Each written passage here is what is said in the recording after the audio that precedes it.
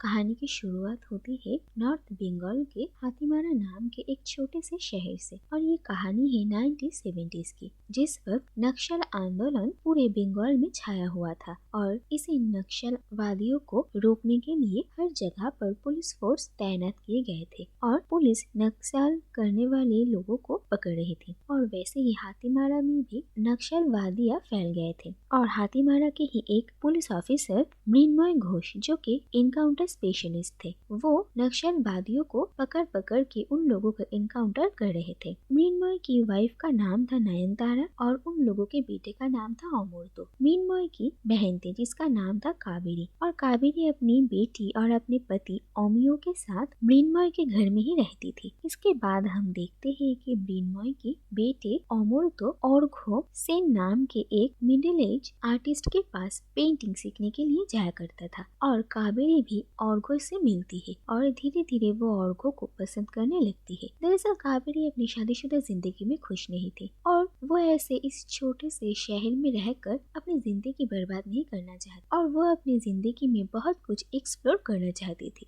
इसके बाद हम देखते हैं कि मृण्मय को औरघो पर शक था कि औरघो भी नक्सल करते हैं और बीच बीच में ही वो औरघो के स्टूडियो में पहुंच जाते थे और औरघो के स्टूडेंट्स पर शक करते थे। लेकिन मृण्मय को कभी भी औरघो के घर से या फिर स्टूडियो से कुछ भी सबूत नहीं मिलता था। लेकिन इसके बाद एक दिन मृण्मय औरघो के स्टूडियो में कावेरी का एक पोर्ट्रेट देखता है। इसके बाद मृण्मय को औरघो और कावेरी पर शक होने लगता है। फिर ये देखा जाता है कि एक दिन अचानक मृण्मय की मौत हो गई थी और मृण्मय की मौत के साथ कावेरी भी अपने घर से गायब थी और इस इंसिडेंट के बाद एक साल बीत जाते हैं और अभी भी मृण्मय की मर्डरर कौन है या फिर कावेरी कहाँ पर है, इसके बारे में कुछ भी पता नहीं लगाया गया था। और फिर हाथीमारा में नए पुलिस इंचार्ज आते हैं जिनका नाम था प्रीतम सिंह, और प्रीतम सिंह यहाँ पर आने के बाद ही उन्हें मृण्मय और उनके परिवार के बारे में पता चलता है। और प्रीतम हाथीमारा में आने के बाद ही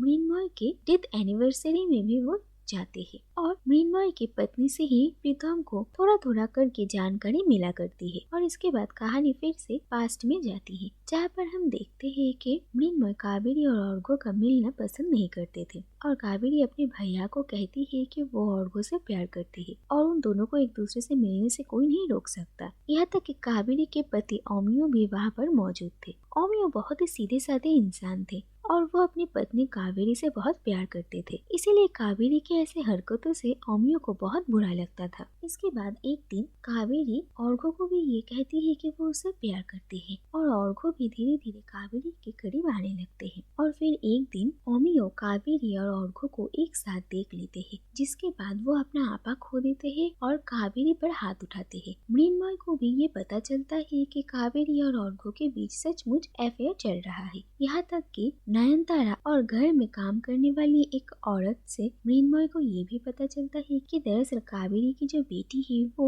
ओमी और कावेरी की बेटी नहीं है। ये बात सुनकर मृण्मय हैरान रह जाते हैं। दूसरी तरफ कहानी फिर से प्रेजेंट में आती है और हम देखते हैं कि प्रीतम सिंह मृण्मय के मौत के केस को और भी सीरियसली इन्वेस्टिगेट कर रहे थे और साथ ही में वो हाथीमारा में नक्सलवादियों के जो दबदबा बढ़ा था उस पर भी काम करते हैं। और इसी बीच में हाथीमारा में डिटेक्टिव गोकुल देवनाथ आते हैं, जो कि एक अल्कोहलिक है और वो भी अपने तरीके से इस केस को इन्वेस्टिगेट करते हैं। हम देखते हैं कि गोकुल देवनाथ इससे पहले भी हाथीमारा में आ चुका है और मृण्मय के मौत के बाद वो यहाँ से चले गए थे और औरघो और गोकुल एक दूसरे को बिल्कुल पसंद नहीं करते हैं। दरअसल जब गोकुल पहली बार यहाँ पर आए थे तो गोकुल बार बार औरघो के स्टूडियो में आते हैं और उन्हें तरह तरह के सवाल करके बहुत परेशान किया करते थे। यहाँ तक कि गोकुल को भी कावेरी और औरघो के रिश्ते के बारे में भनक लग चुकी थी। उस वक्त गोकुल ये साबित करना चाहते थे कि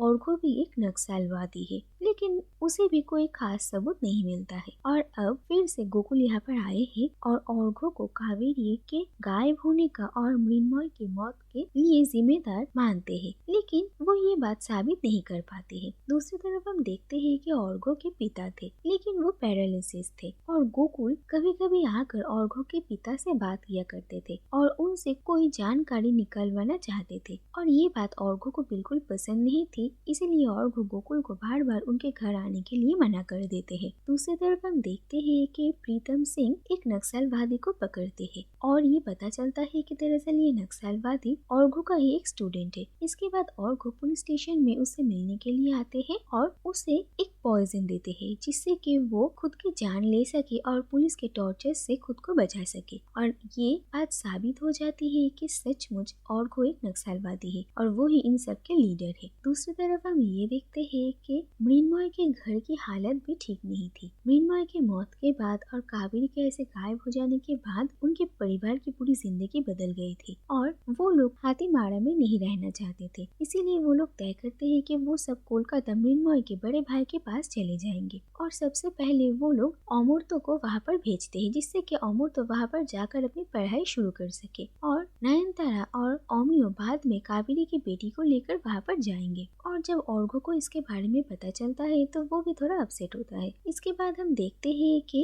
अमृतो कोलकाता के लिए रवाना हो जाता है और उसके जाने से पहले औरघो अमृतो को एक किताब देता है और वो कहता है कि कोलकाता में पहुँच के ही औरघो के एक पहचान वाले अमृतो से मिलेंगे और उससे ये किताब ले लेंगे। इसके बाद हम देखते हैं कि गोकुल का शक औरघो पर और भी ज्यादा हो गया था। इसीलिए एक दिन गोकुल प्रीतम सिंह को औरघो के घर की तलाशी लेने के लिए मनाते हैं और फिर औरघो की स्टूडियो तलाश करने के बाद उन्हें वहाँ पर कुछ अजीब चीजें मिलती है जिससे कि उन लोगों को ये शक होता है कि औरघो भी शायद कुछ गलत कामों के साथ जुड़ा हुआ है। इसीलिए इसके बाद प्रीतम सिंह वहाँ से अमृतो को पकड़ने के लिए निकल पड़ते हैं और गोकुल औरघो के घर में ही रुकते हैं। दूसरी तरफ हम देखते हैं कि प्रीतम सिंह अपने पुलिस फोर्स के साथ उस बस को रोकने की कोशिश करते हैं जिस बस में अमृतो रवाना हुआ था। दरअसल उन्हें शक होता है कि औरघो और उसके सारे स्टूडेंट्स नक्सलवादी है और अमृतो कोलकाता जा रहा था तो शायद ये उन लोगों का ही मिशन का एक पार्ट होगा और इसके बाद वो लोग अमृतो को पकड़ भी लेते हैं। दूसरी तरफ हम पास्ट की कहानी देखते हैं जहाँ पर हम ये देखते हैं कि घर में झगड़ा होने के बाद कावेरी औरघो से आकर मिलती है और वो लोग तय करते हैं कि वो लोग हाथीमारा छोड़कर हमेशा हमेशा के लिए चले जाएंगे। लेकिन इसके बाद ही औरघो को ये कॉल आता है कि उन लोगों का जो एक एनजीओ है